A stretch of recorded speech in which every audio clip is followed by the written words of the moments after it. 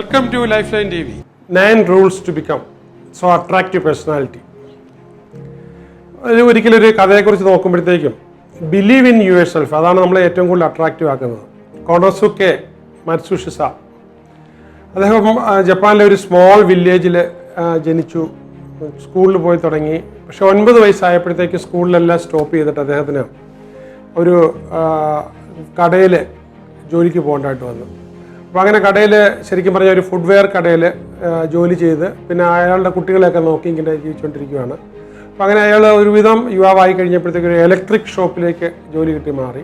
അപ്പോൾ അദ്ദേഹത്തിൻ്റെ കൂടുതലും ഇൻട്രസ്റ്റ് എന്ന് പറഞ്ഞു കഴിഞ്ഞാൽ ഇലക്ട്രിക് സോക്കറ്റുകളിൽ വലിയ ഇൻട്രസ്റ്റ് ഉണ്ട്. അപ്പോൾ അങ്ങനെ അതിൽ ഇങ്ങനെ നോക്കി ഇലക്ട്രിക് സോക്കറ്റ് അദ്ദേഹം ഇമ്പ്രൂവ് ചെയ്ത് അപ്പോൾ അത് കുറച്ച് കഴിഞ്ഞപ്പോഴത്തേക്കും അദ്ദേഹത്തിന് സ്വന്തമായിട്ടൊരു ബിസിനസ് തുടങ്ങണമെന്ന് അങ്ങ് വിചാരിച്ചു. സ്വന്തമായിട്ട് അങ്ങനെ ഒരു ബിസിനസ് തുടങ്ങണമെന്ന് ആഗ്രഹിച്ച്, അപ്പം ആൾക്കാരോടൊക്കെ ചോദിച്ചാൽ പറഞ്ഞ് സ്വന്തമായിട്ട് ബിസിനസ് നോക്കുന്നത് എപ്പോഴും വലിയ ബുദ്ധിമുട്ടായിരിക്കും. എന്നാൽ ഇദ്ദേഹത്തിന് ഈ സോക്കറ്റ്, ഇദ്ദേഹം തന്നെ ഉണ്ടാക്കിയ സോക്കറ്റ് വിൽക്കാതിരിക്കാൻ പറ്റുന്നില്ല. അപ്പോൾ അങ്ങനെ അദ്ദേഹം വിൽക്കാനായിട്ട് തുടങ്ങി. പക്ഷേ വിജയിച്ചില്ല. അപ്പോൾ പല പ്രാവശ്യം അദ്ദേഹം സാമ്പത്തികമായിട്ട് തകർന്നു പോയി. അപ്പോൾ ഈ സാമ്പത്തികമായിട്ട് ഇങ്ങനെ തകർന്നു നിൽക്കുന്ന ഈ അവസ്ഥയിൽ പല പ്രാവശ്യം ആൾക്കാർ പറഞ്ഞ് നീ വീണ്ടും പഴയ ജോലിയിലോട്ട് വിട്ടിട്ട് പോകും. അപ്പോൾ അങ്ങനെ കുറേ പ്രാവശ്യം നിന്ന് ചെയ്ത് പക്ഷേ വിജയിക്കുന്നില്ല. അപ്പോൾ ഒരു ദിവസത്തെ ചെലവിന് പോലും പൈസ കിട്ടുന്നില്ല. അപ്പോൾ അങ്ങനെ നിൽക്കുമ്പോഴാണ് ഈ ഉണ്ടാക്കിയ ഒരുപാട് സോക്കറ്റ്സ് ഇരിക്കുന്നത്. അങ്ങനെ ഓർക്കപ്പുറത്താണ് ഒരു 1000 സോക്കറ്റിൻ്റെ ഒരു മിറക്കിൾ പോലെ വന്നത്. അപ്പോൾ അതേ തുടർന്ന് പിന്നെ 1000-ൽ നിന്ന് 2000 നിർമ്മിച്ചു, 5000 നിർമ്മിച്ചു, 10000 നിർമ്മിച്ചു. അത് പിന്നെ അങ്ങോട്ട് വളർന്ന് പിന്നീട് അത് വളരെ വലിയൊരു ഓർഗനൈസേഷനായി. ഏതാണ്ട് 2.5 ലക്ഷം എംപ്ലോയീസ് ഉള്ളത്, അതുപോലെ തന്നെ ഏതാണ്ട് $68 ബില്യൺ വിറ്റുവരവുള്ള പാനാസോണിക് എന്ന് പറയുന്ന ഇലക്ട്രോണിക് ജയൻ്റ് ആയി തീർന്നു. അപ്പോൾ ഇത് ശരിക്കും പറഞ്ഞാൽ അദ്ദേഹത്തിന് തന്നിലുള്ള വിശ്വാസം, എന്തിനെ കഴിഞ്ഞും കൂടുതൽ നമ്മളിലുള്ള വിശ്വാസം, ഇതാണ് നമുക്ക് എപ്പോഴും ആ വിശ്വാസത്തിൽ നിന്നുമാണ് ശരിയായിട്ടുള്ള ഒരു അട്രാക്റ്റീവ് പേഴ്സണാലിറ്റി തുടങ്ങുന്നത്. പിന്നെ നമുക്ക് നല്ല കമ്മ്യൂണിക്കേഷൻ സ്കില്ല് വേണം. ഒരു കാര്യം ഉണ്ടെങ്കിൽ ഒരാളെ പറഞ്ഞ് മനസ്സിലാക്കാനായിട്ട് നല്ല കഴിവ് വേണം.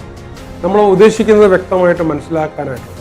പിന്നെ ഇൻ്റർപേഴ്സണൽ സ്കിൽസ്, വ്യക്തികളോട് ഇടപെടുമ്പോഴത്തേക്കാണ്. പിന്നെ അതുപോലെ തന്നെ വളരെ മറ്റൊന്നാണ് മൂന്നാമത് നോക്കുമ്പോഴത്തേക്ക് ലീഡർഷിപ്പ് സ്കിൽസ്. നമുക്ക് കാര്യങ്ങൾ ഓർഗനൈസ് ചെയ്യാനും പറഞ്ഞ് മനസ്സിലാക്കാനും നടത്തിയെടുക്കാനുമുള്ള കഴിവ്. പിന്നെ എപ്പോഴും നമ്മളുടെ ഇൻറ്റഗ്രിറ്റി, ചെയ്യുന്ന കാര്യത്തിനകത്തൊരു സത്യസന്ധത ഉണ്ടാകുക. അതുപോലെ തന്നെ 5-മതായിട്ട് പറയുകയാണെങ്കിൽ അട്രാക്റ്റീവ് പേഴ്സണാലിറ്റിയുടെ ഒരു ഡെറിവേറ്റീവ് എന്ന് പറഞ്ഞു കഴിഞ്ഞാൽ എപ്പോഴും ജീവിതത്തിലൊരു ഗോൾ കാണും, ഒരു ഡ്രീം കാണും.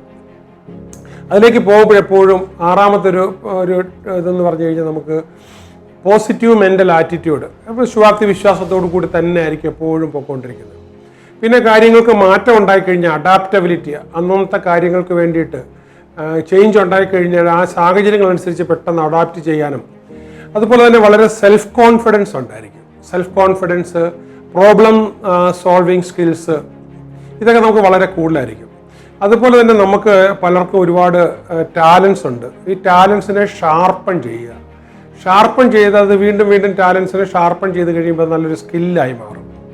അതോടൊപ്പം തന്നെ നമുക്ക് പലപ്പോഴും വരാവുന്നത് ഈ ഓവർകമ്മിങ് ഫിയേഴ്സ്, പല പേടികളും നമുക്ക്.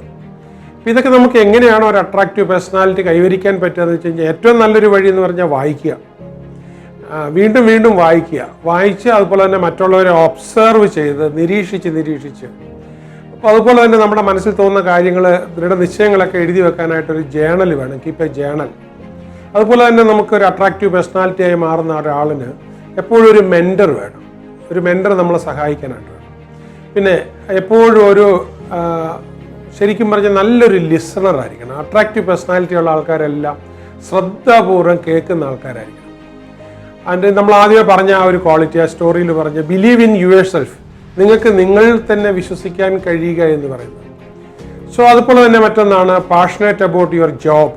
നമ്മൾ ചെയ്യുന്ന ആ ഒരു പ്രവൃത്തിയോട് നമുക്ക് അഭിനിവേശമുണ്ടായി നമുക്ക് നമ്മൾ മാത്രമല്ല നമ്മുടെ ചുറ്റുമുള്ളവരെയും നമുക്ക് നയിച്ചുകൊണ്ട് പോവുക എന്ന് പറയും. അപ്പോൾ ഇങ്ങനെ നമുക്കൊരു അട്രാക്റ്റീവ് പേഴ്സണാലിറ്റി ആണെങ്കിൽ നമ്മളെ ആൾക്കാർ നമ്മുടെ ചുറ്റും എപ്പോഴും ഉണ്ടാകും. നമ്മുടെ സ്ഥാനമല്ല പ്രശ്നം. നമ്മളിപ്പോൾ ഏറ്റവും ഒരു സ്ഥാപനത്തിൻ്റെ ഏറ്റവും തലപ്പത്തിരിക്കണമെന്നില്ല. നമ്മൾ ഏത് സ്ഥാനത്തിരുന്നാലും നമ്മളെ സംബന്ധിച്ചിടത്തോളം സ്വീകരിക്കാനായിട്ടുള്ള ആൾക്കാർ, ചിങ്കോലും കിരീടവുമില്ലാത്ത രാജാവെന്ന് പറഞ്ഞതുപോലെ നമ്മളെ എല്ലാ സ്ഥലത്തും ആൾക്കാർ സ്വീകരിക്കും. അപ്പോൾ ഈ ഫോർമൽ ഓർഗനൈസേഷനിൽ മാത്രമല്ല, സൊസൈറ്റിയിൽ നമുക്കിപ്പം കഴിഞ്ഞ കാലങ്ങളിലൊക്കെ നോക്കുവാണെങ്കിൽ ഈ നമ്മുടെ പ്രളയം വന്ന കാലത്ത് ഒരു ജില്ലയുടെ ഡിസ്ട്രിക്ട് കളക്ടർ എൻ്റെ അടുത്ത് പറഞ്ഞൊരു കാര്യമുണ്ട്. ആ ജില്ലയിൽ ഏറ്റവും കൂടുതൽ പ്രളയത്തിൻ്റെ ദുരന്തം ഉണ്ടായേ, പക്ഷെ അവർ ഏറ്റവും കൂടുതൽ രക്ഷിച്ചത് പഞ്ചായത്ത് മെമ്പേഴ്സും പഞ്ചായത്ത് പ്രസിഡൻസുമാണ്.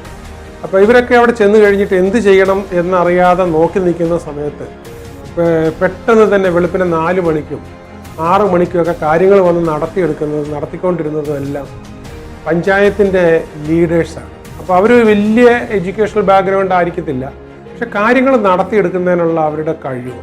അപ്പോൾ ഈ കാര്യങ്ങൾ പിന്നെ തന്നിലും ഇല്ലെങ്കിൽ നന്മയിലുള്ള വിശ്വാസം, അപ്പോൾ ആ ബിലീഫാണ്. അതുകൊണ്ടാണ് ഇപ്പം നമ്മൾ പാനാസോണിക്കിൻ്റെ സ്റ്റോറി തന്നെ ഇവിടെ പറഞ്ഞത്. അദ്ദേഹത്തിന് പരാജയപ്പെട്ടുകൊണ്ടിരിക്കുമ്പോഴും വിജയിക്കും നമുക്ക് അദ്ദേഹത്തിൻ്റെ ഒരു തോന്നലുണ്ടായിരുന്നു. അപ്പോൾ അതുകൊണ്ട് നമുക്ക് വിജയിക്കാനായിട്ട് നമുക്കൊരു മെൻറ്ററിങ് ആവശ്യമാണ്, ഒരു ട്രെയിനിങ് ആവശ്യമാണ്, മറ്റുള്ളവരുടെ സപ്പോർട്ട് ആവശ്യമാണ്. ഒരുപാട് വർഷങ്ങളായി ലൈഫ് ലൈൻ ഈ മേഖലയിൽ തന്നെ പ്രവർത്തിക്കുന്നതാണ്. അപ്പോൾ എപ്പോഴും ഒരുപാട് പേരെ വിജയിക്കാനായിട്ട് നമ്മൾ സഹായിക്കാറുണ്ട്. അപ്പോൾ ഈ പ്രോഗ്രാം തന്നെ ഇതുപോലൊരു യൂട്യൂബ് ചെയ്യാൻ തന്നെ തീരുമാനമെടുത്തത് നമ്മുടെ പ്രോഗ്രാം അറ്റൻഡ് ചെയ്യാൻ വന്നിട്ടുള്ളവരാണ്. അപ്പോൾ ഇത് മിസ്റ്റർ സുരേഷാണിത് റിസർച്ച് ചെയ്യുകയും കോർഡിനേറ്റ് ചെയ്യുകയും എഡിറ്റ് ചെയ്യുകയും ഒക്കെ ചെയ്തത്. എന്ന് പറഞ്ഞതുപോലെ നമുക്ക് ഏത് മേഖലയിലാണെങ്കിലും നമുക്ക് ചെയ്യാനായിട്ട് ഒരുപാട് കാര്യങ്ങളുണ്ട്. നിങ്ങൾക്ക് എന്തെങ്കിലും ആവശ്യമുണ്ടെങ്കിൽ അദ്ദേഹത്തെ കോൺടാക്ട് ചെയ്യുക. അദ്ദേഹത്തിൻ്റെ നമ്പർ കൂടെ തന്നെയുണ്ട്. All the best.